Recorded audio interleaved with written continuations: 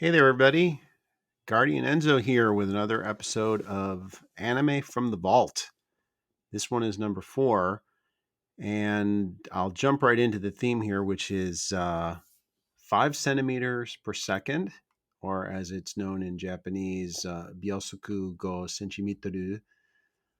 And, as I say every time I do one of these or one of the Enzo Loves Manga shows, it's a very special one to me. This is a really, really special one for me. And it's tough. It's probably the toughest one of these review type videos I've ever done because I don't even really know where to start talking about 5 centimeters per second. And it's a movie that literally I could talk about for longer than the movie runs with no difficulty whatsoever. That's how deeply I feel passionate about this movie.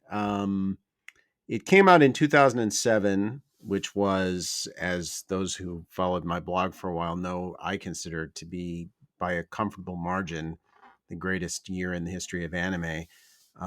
Absolutely phenomenal year. I have a couple of pieces I've written for the blog about 2007, which you could always I'll link those in the description. But you had Seirei no Moribito and Gurren Lagann and Rock. It just goes on and on and on. It was an incredible year. But this one, it was a movie, came out in 3 parts actually, and then was released. The 3 different segments of it came out individually, then it was released theatrically and won a bunch of awards, well deserved.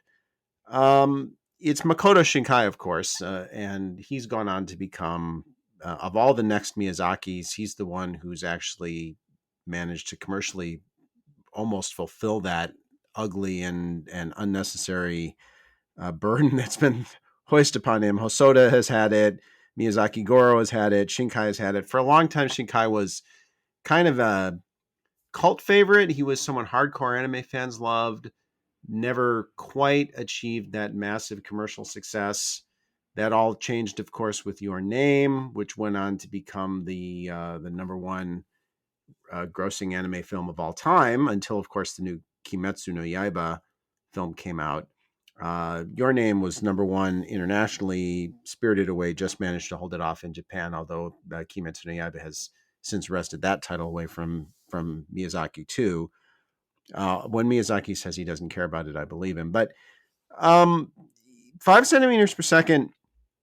It's one of the difficult things. In addition to all the things I want to say about this movie, one of the really difficult things about talking about it is to talk. The ending, and do I talk about that or do I not talk about it? And I think if you're watching the video, I will say this: I'm going to talk about the ending because you can't talk about this movie without talking about the ending, and also uh, even if you know the ending and you haven't seen the movie yet, I mean, I would say pause the video and go watch the movie, then come watch the rest of it. But even if you knew the ending, I think the movie is still an incredible achievement and would absolutely wow you, blow you away. I want to just briefly talk about Shinkai, and as much as I hate to quote myself, I talked about this once in my review of the Garden of Words, Kotonohon no Niwa, and I've never formulated it more to my satisfaction than I did in that review. So let me just quote myself there. And it really came back to me that when I spent a day in Shinjuku Gyoen National Garden when I lived in Tokyo, and it's a beautiful place, and it really struck me when I was there that it felt more real to me in Shinkai's movie than it did when I was actually standing there. And I think that's the essence of Shinkai as a genius, as a visual genius. And I describe it as more real than real because that's what it is to me. It's the difference between a photograph, nothing against photographies, and there's some incredible photographers out there, but the difference between a photograph and a painting, and a great painter can capture the essence of something more than a photograph can, and it feels more real. uh, and that's what it is for me. It's more real than real, and it's just the fact that Shinkai somehow can take what is mundane and make it special. And this really hit me hardest after 5 centimeters, but then it was Garden of Words that kind of hammered it home. And it's, he loves all the things he really, really loves to depict are all over 5 centimeters per second: trains and snow and birds, and space, rockets, all kinds of things.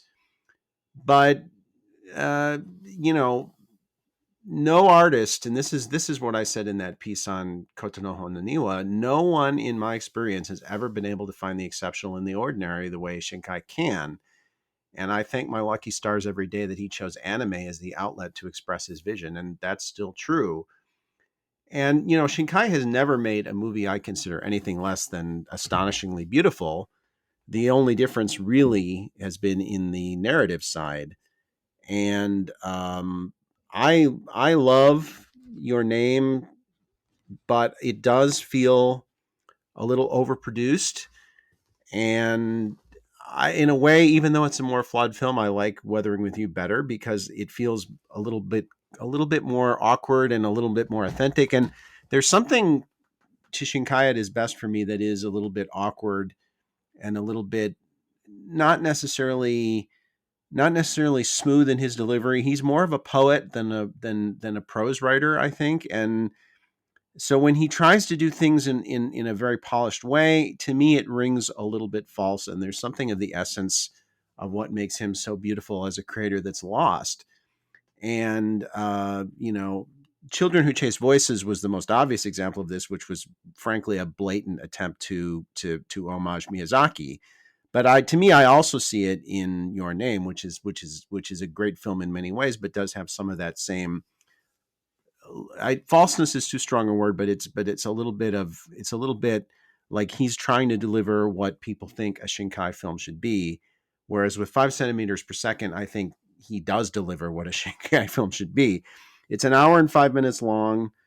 It doesn't have to be any longer. In fact, one of the things that one can discuss with this movie is whether the first segment of the movie, which is called Cherry Blossom, the three segments are Cherry Blossom, Cosmonaut, and 5 centimeters per second. And over time, I've come to love the second and third features as well, but there's no question in my mind that the first is the best. I think most people would agree with me on that. And not only that, I have called Cherry Blossom the most perfect 25 minutes in the history of animated film, and I actually still believe that's true. And I rewatched the whole movie in preparation for doing this video, and it only confirmed that in my mind. I don't like to overproduce these videos, obviously, but I don't like to over rehearse them either. I don't like to script myself. I just like to more or less free associate my impressions. So I literally watched the movie again, which I had to psych myself up to do because it's a psychological battering you take, an emotional battering you take. And then I pretty much immediately turned around and started talking to you. And it's because that first segment, Cherry Blossom, I've always asked myself, would 5 centimeters per second have been a better movie if Shinkai had stopped after Cherry Blossom? And I'm still not sure of the answer even to this day, even after just having rewatched it for the I don't know how manyth time. I'm still not sure whether it would have or not. I know there are elements in Cosmonaut and 5 centimeters per second that that are incredibly powerful and incredibly beautiful, like in the third segment, the way, especially, but he does throughout the whole movie, but he teases one more time, one more time, one more chance, the more or less the theme song of the movie. All throughout the movie, you hear little snippets of it. And finally, you have the main character, Takaki, who hears it on the sound system at a convenience store, just in a little tinny sound in the background. And then it eventually becomes soaring. And it's such a beautifully presented final montage with that music. And there's never been a pop song to me that's more perfectly suited to the material of an animated film than this one. It's incredible. Uh, but and then there's also the music by Tenmon, by the way, who does the piano themes for the movie that are incredibly beautiful. And this is really the musical side is another example, I think, of where simplicity is better for Shinkai, and the music here is so simple and so spare, and it became so much more produced and so much more slick and polished in his later films. I think something is lost here. I think this is Shinkai at his best. I think it's at his most honest, at his most elemental, and I would even venture so far as to say that I think, taken on its own, Cherry Blossom is probably the most beautiful and the most perfect love story anime has ever told. Uh, Shinkai is a very childlike writer at his best, I think, and that's he captures the purity and the perfection and the agony of pre-adult love of these kids are 13 years old and during the first segment better than any. And he's not always a great writer. The writing is not his strength. He's always a great visual artist. I would argue probably the most impressive visual artist in modern anime, but he's not always a great writer. In this film, he's a great writer, especially in Cherry Blossom, the first segment of the film. He's an incredible writer. This is everything that makes him a poet. It speaks so loudly in this first 25-minute segment of the movie. I just don't see where you can go from there. Now, the rest of the movie, it's great. It's as if the first part isn't emotionally devastating enough, though. The rest of it is really, really, really, it's a gut punch. And especially the last 5 minutes. And, we're not entitled to happy endings in movies. This is something that, audiences sometimes have that feeling of entitlement. We're not. And I wouldn't change the ending of either the first part or of the movie as a whole because they're perfect. But there's never been a time I've thought about 5 centimeters per second, which is a lot over the last 13 years, that I haven't wished it ended differently just because I would have wanted it so much. And I've hardly even talked about the plot here, but I don't think I need to. I mean, you've got two people, Takaki and Akari. I would consider them soulmates. I think they would consider each other soulmates. The universe is complicated. One of the themes of this movie, I think, is the powerlessness of being a child and how adults control your life, and without meaning to be cruel to you, they are cruel to you, and the adults in these kids' lives are incredibly cruel to them, not out of choice, but just out of circumstance. And another theme of the movie, I think, is is it right to put the past behind us and move forward? I mean, it's kind of something that you say as a catchphrase that we should always do. Maybe that's not always the best thing to do. I don't know. There's something to be said for looking back on those moments that are perfect. I don't know what the right answer is.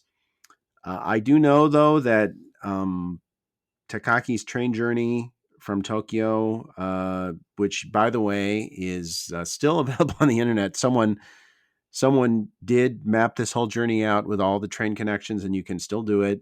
None of the rail lines have shut down, even in the rural parts of Japan. You can still do it. It's expensive. It's long. But that journey he takes as the weather gets worse and worse and the trains get longer and longer delayed, and it's such a visceral and emotional, a powerful thing to experience it watching the movie. You feel what he's going through so in such a pure fashion. It's incredible. And when he gets to Iwafune Station, which is where he's headed, and he's hours and hours late, and he's sure that Akari has left and gone home, and she's still there. And it's so powerful. I mean, it's such a beautiful, beautiful image. And for all the sadness that follows it in the movie, that moment it kind of vindicates the whole premise, and it kind of it's a blessing in a way, and like I say, I wouldn't trade it. That pain that you experience watching this movie, that's pure too, just as pure as the romance is. There's a kind of purity to that pain too, and it speaks to the emotional honesty that Shinkai is able to achieve when he's true to his own vision. And his vision is incredible. I mean, as an artist, when it comes to things like snow and trains and birds and clouds, he's a modern impressionist. He's peerless, I think, as a visual artist in modern anime, and there's it's just an experience to see this. I had the fortunate experience to see it in a theater.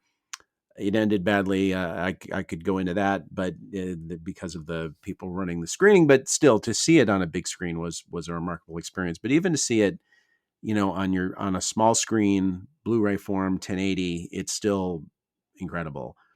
And the images in my mind, that mountain that keeps popping up over and over again, the rocket blasting off behind Takaki's shoulder on on Tanashima Island. It's just so much that it's hard to put it into words. It's hard to put it into a garden of words, even. And that's it, really. I could, again, as I said, the movie is 65 minutes long. I could easily talk about it for longer than that. But all I can say is this has been on my mind lately. It comes to mind to me periodically over the years, and always has. And I have to rewatch it, and I have to psych myself up to rewatch it because I know it's going to hurt when I do, and it did. But I never want to forget the pain I feel when watching this movie, because that's life. That pain, that is existence.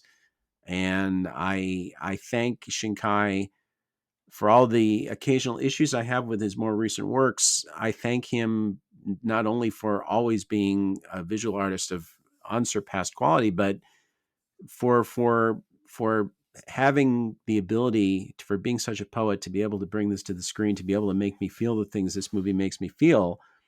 I feel that's a case where a consumer owes a debt of gratitude to an artist, because it's only artists that can make us feel that way, and only great artists, in fact, that can do it. And Shinkai, not perfect by any means, but a great artist. And, while the first part of this movie is perfect, maybe the movie isn't, as a whole, isn't perfect.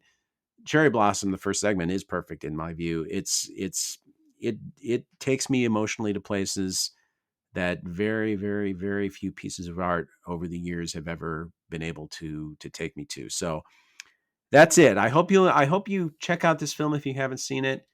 If you have seen it, I hope you watch it again, because it's worth watching over and over again, not just for those feelings, but for all the little things that you pick out that you didn't see the first time, because Shinkai is a master of the small detail. Uh, it's a great piece of work. I'm grateful that it exists. I'm emotionally devastated every time I experience it, but I wouldn't trade that for the world. And that, friends, is Anime from the Vault, episode 4 from the great, great, great anime year, the greatest year of 2007. 5 centimeters per second. Byousoku go centimeter. Makoto Shinkai, one of the greatest animated films ever made, and in my view, it containing the self-contained greatest 25 minutes of animated film ever made. And I hope you enjoyed this video. As always, you know the drill. If you'd subscribe, if you'd comment below, I would sincerely appreciate it. And I look forward to being with you again soon. Until that day, stay frosty.